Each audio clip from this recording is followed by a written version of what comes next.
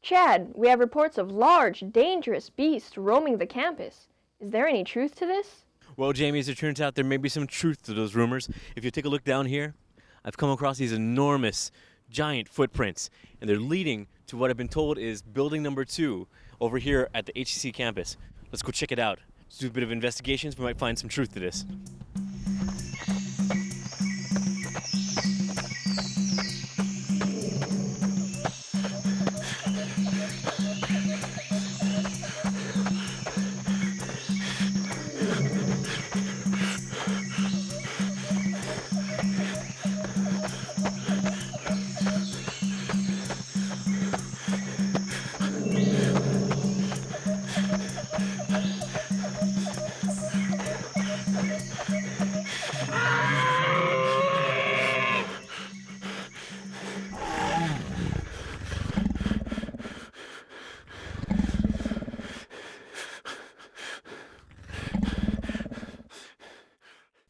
This is amazing.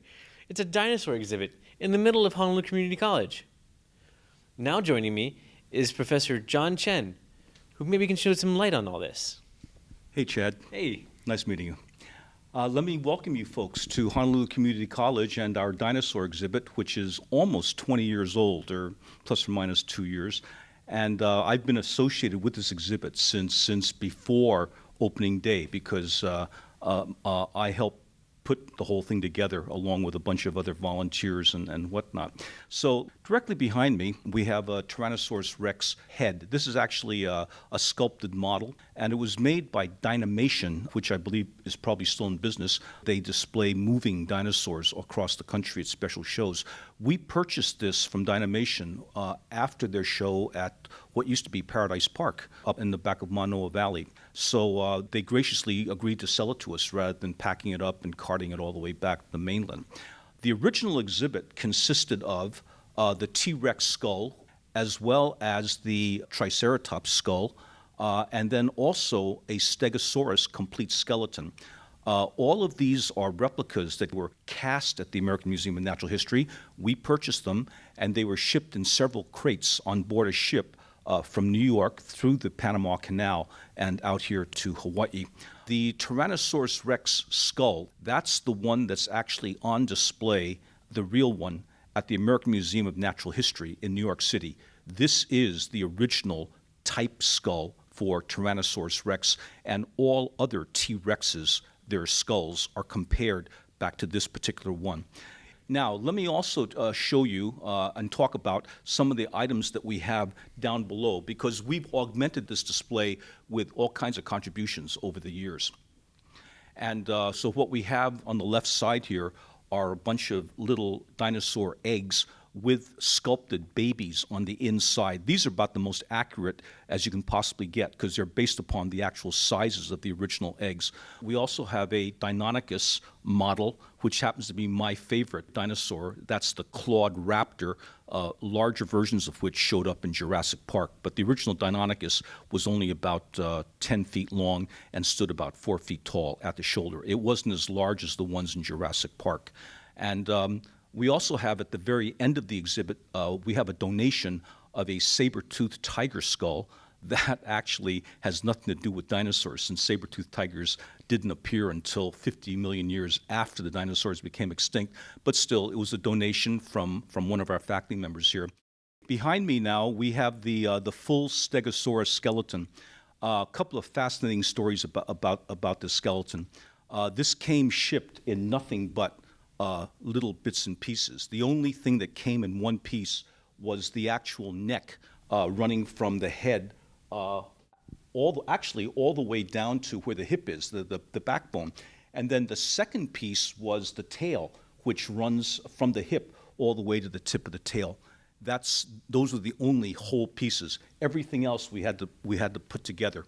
And the amazing thing was that the instructions that we got was a single sheet of paper which had on it exactly the dimensions at which to lay down the two posts supporting this whole critter.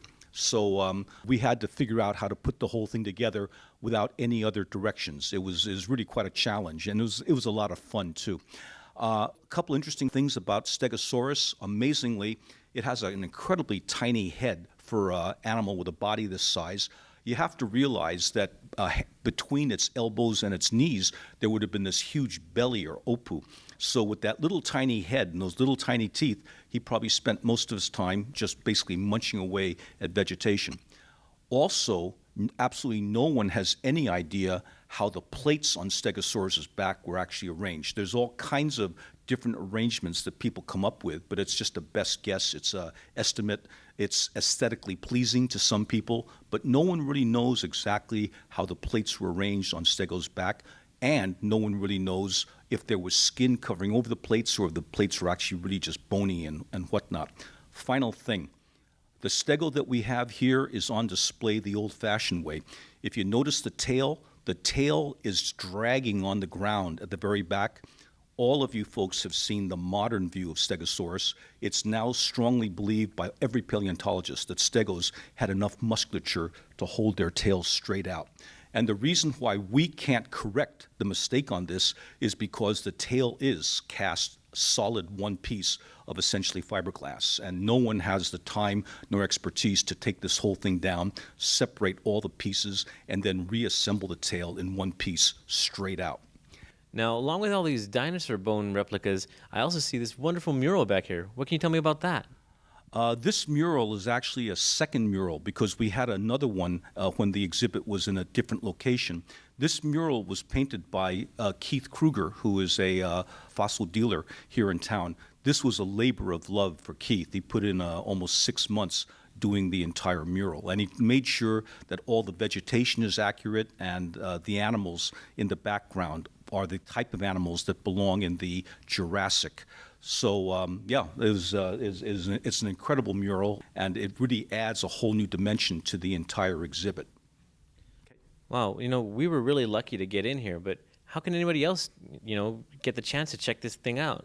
We have the space sort of reserved for Tuesday, Thursday mornings when school is in session, so that's between September and May, and institutions like classes can contact Honolulu Community College at 845-9211.